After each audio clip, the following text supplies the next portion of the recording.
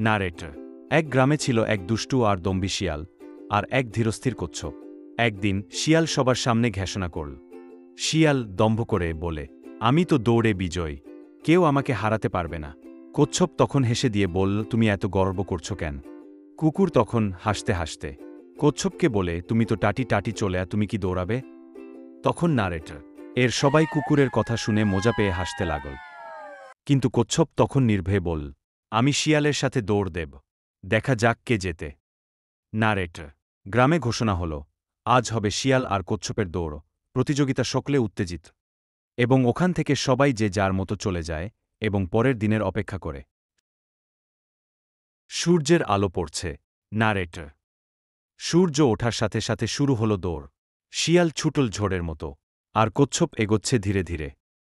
শিয়াল ভাবে, এই কচ্ছপ তো অনেক পেছনে, একটু গাছের নিচে ঘুমিয়ে নিই।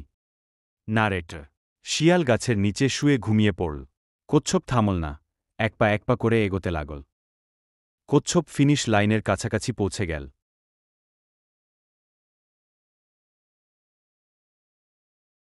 কাছাকাছি পৌঁছে গেছে।